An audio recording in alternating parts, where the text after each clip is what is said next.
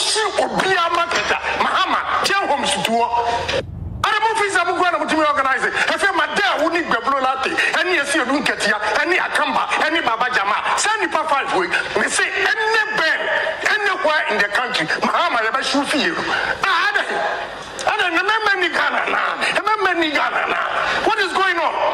Mahama is Jimmy Fuagasa, Kwasiakwa, Wu, Kromfua, Korea Ghana, Sikawu, Akufuadu, you're nice. Ibrahim, and a soldier for Naba.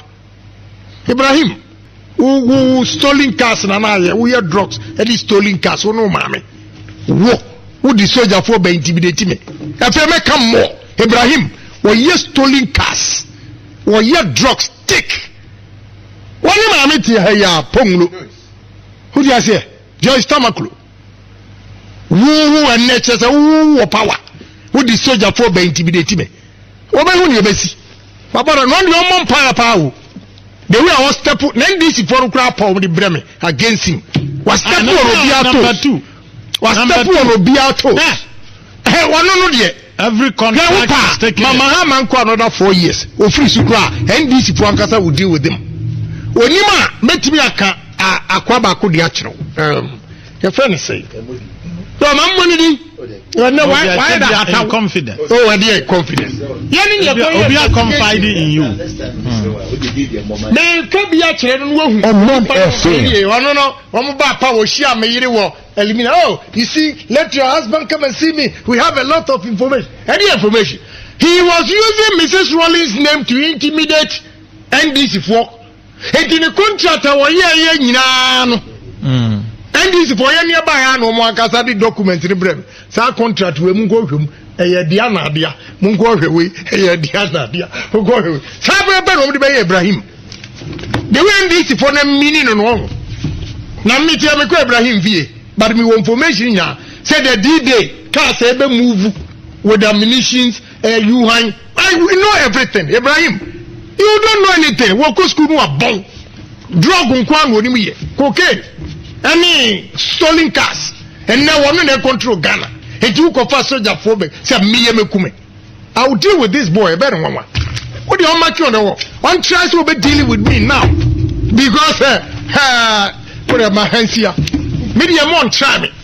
So the soldier for Bassett me. A boy like that. They say the boy is a criminal and you go to jail. Who now Western case? Now we are Western case. Because you know I will not withdraw. Because I have my evidence. Only part amount check. Amount check. Not a bounce. 1 year. 2 years. What got on in your man? Why then?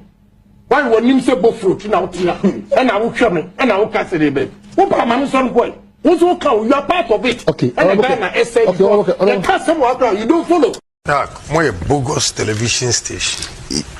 We're very bogus. Yeah, bogus. Technical challenge na a bus. What do you mean by technical? Yes. Maximum say arrange. Yes. Do I have to sit here as a guest even to tell you what to do?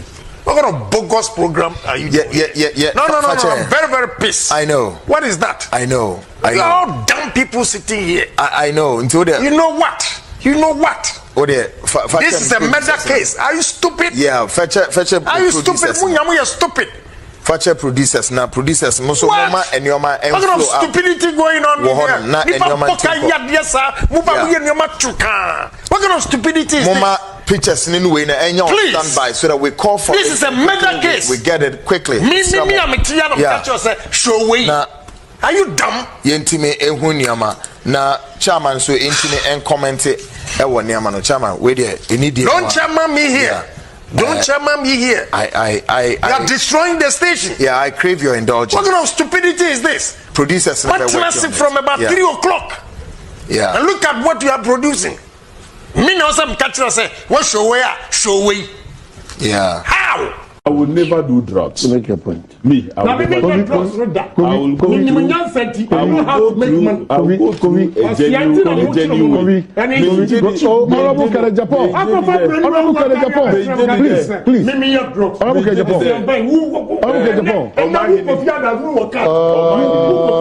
Look at demonstration no. Honorable Agyapong. Foolish man. Honorable Agyapong.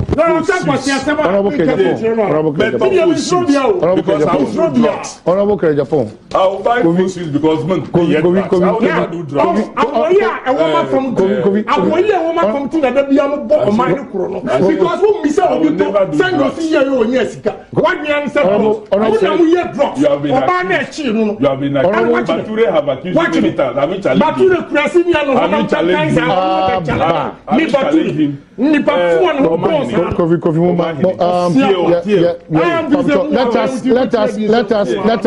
let us. No. Honorable Agyapong, please. Honorable Agyapong. Honorable Agyapong. I won't listen. Please. What is that? What do you mean? No, but Honorable Agyapong.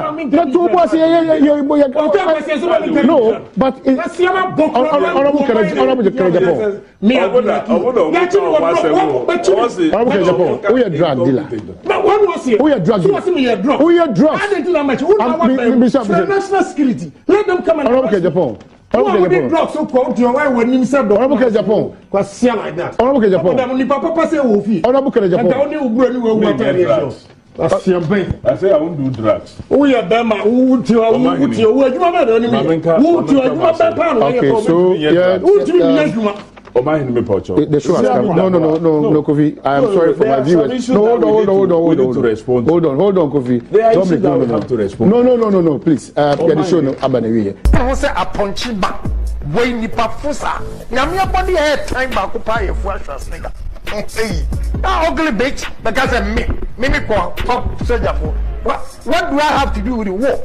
You don't even exist in my thinking. Because you are not a human being and you are low class.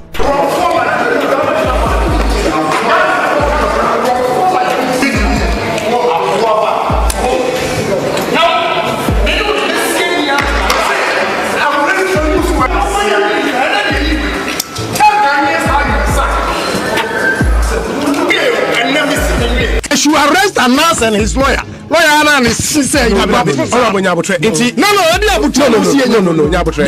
killing matter. There are issues we have to deal with. This is a killing matter. Personal attack. That idiot.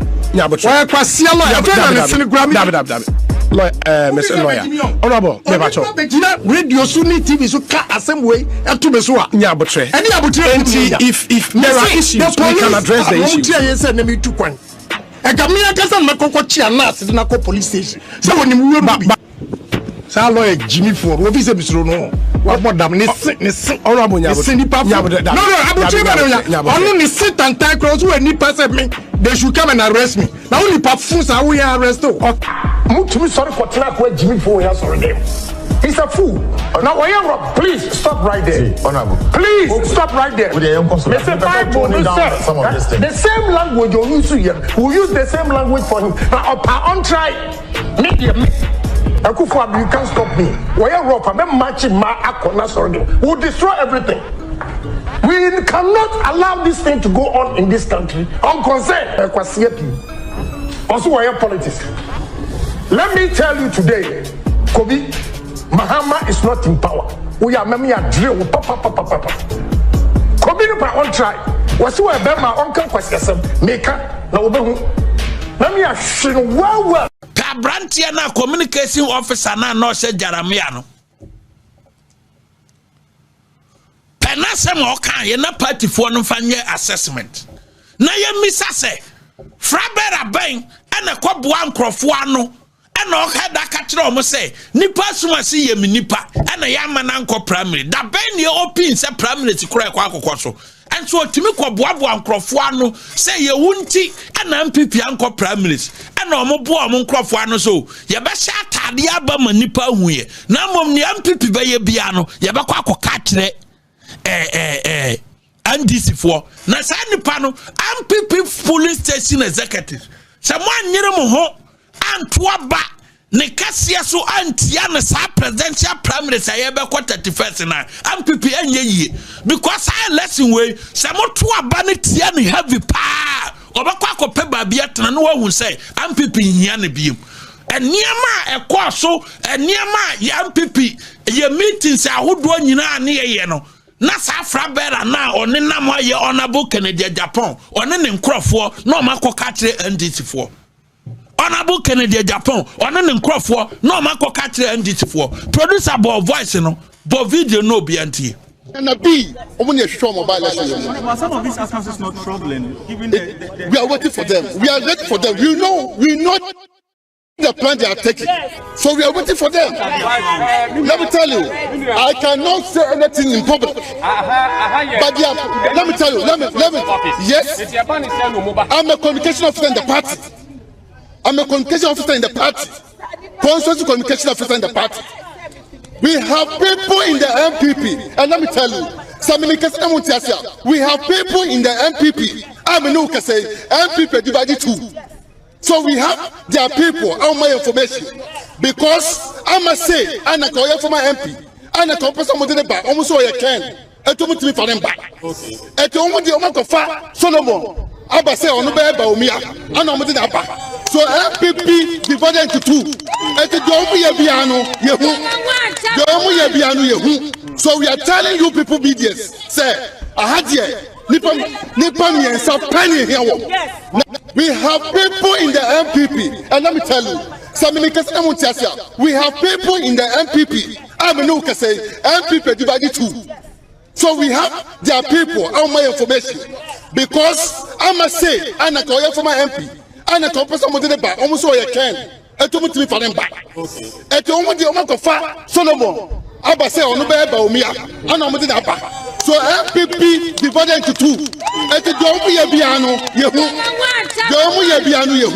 so we are telling you people, BDS, say, I had here, constitutional communication officer in the party. We have people in the MPP, and let me tell you, MPP for Safari Matibi.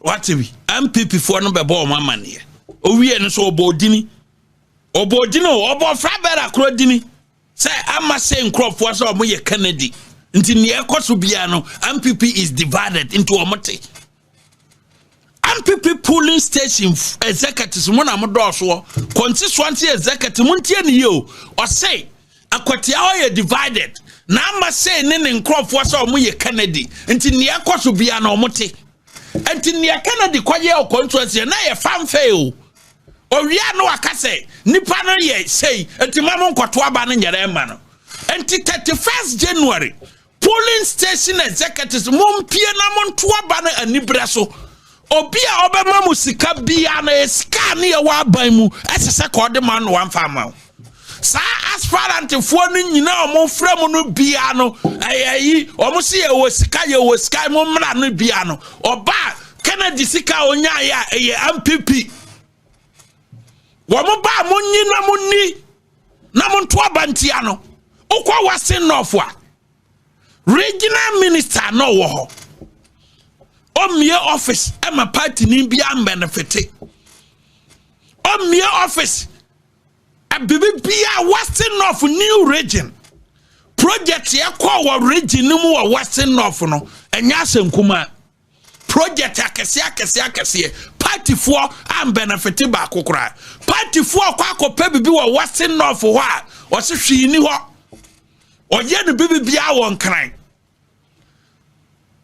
party for anya hwe police station for am benefit o regional minister na wo se ne office hwini ho nom no ene ono no se wasi fie e wo East Legon e dia check Kennedy Agyapong regional minister na obenya sika wo MPP mu no a o ka kire MPP fo o mo wa Western North say hwi ni party ni mu no sa regional minister no so no anya sika ti fie a check Kennedy Agyapong a ono no so wa adane tio Kennedy Agyapong so wa adane 277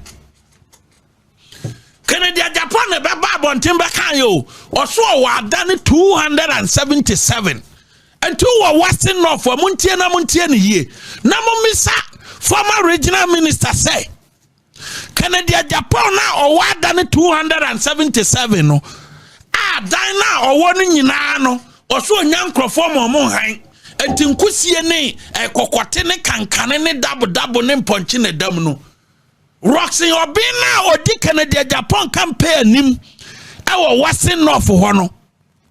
Atima Kwako Sidane, Asana Diama Kennedy Agyapong, Amanakwa 278 houses.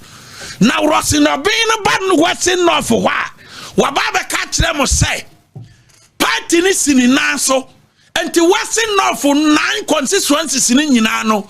Polling station executives for no mumpie na munkotwa ba ma Kennedy Agyapong because ono Rosin Obino and the one munyam our Western North and in the ono beka no and a party for no betie but obi owa dane 77 am punching the dam nipa nam yetiminya regional minister yamani post na wa polling station ni ba kokora wa constituency ni ba kokora. One award contract ba kokura ma police constituency officer biano e mane timi nya sika wo party no mu e bank ran e be sifio ayi East Legon say ope Kennedy Agyapong asem enti wa che ne fie obi o wa da ne 277 now wo Western North no wa bisa say madi party na chi sa che 2-bedroom manyabi madi party na chi ache pa se wi so protomatima bi Madi party na chia chepa kontomra protomatobi. Madi party na chia chepa dwaboso protomatobi. Madi party na chia chepa biaso protomatobi. Bia east protomatobi, bia west protomatobi. Madi party na chia chepa bibia ni protomatimatobi as a polling station na regional minister na ono ne sa Western North ono na ye ogolono. A party in a regional minister one more biano wasana kwesifio East Legon at the amount be over than 277 no we are who the campaign nim say or kwako catch Western North for say or tre polling station for no baby or monto or mabanko na obu musai and tis a dino I will see or they are taking the Agyapong East Legon. Sedano ye 4 million Ghana cedis ya. Constituency for saying and a 4 million no ye betimi dia invest wo mumu our Western North ho. Polling station executive saying and a 4 million Ghana cedis no ye betimi dia ma ye investment. Ye wo power no o sika ni ho. And na ye wo opposition no sika onya wo power no o dia tofie dia ma obi o wa da ni 277. Yabasramo Western North for mama ni na ho na regional minister Roxy Obina wa hura di campaign anim a wose Western North de ono kasa na MPP ni bi adafam na ono no de ye dadaba e wo Western North ho no mon kan kire ne say Kennedy Agyapong wo 277 houses and nay what the another house akwa kan ho manaye 278 MPP Western region besides was party Western North was party office in Palma 2024 elections as a regional minister 9 constituencies sign na other man 9 constituencies need one more capre and so nay ni onya free Western North no o se this obi by a president into on the dia chire te say the upper cabinet minister nti the onya ya one fan mam no or the abeto fio East Legon am obi o wa dana nipa nam. Can you believe that? Enti momo de oba ho no obekasa mu huna o ye dada basunko e wo Western North wo ya basra mo mun kanya mo ho ye be pon ano no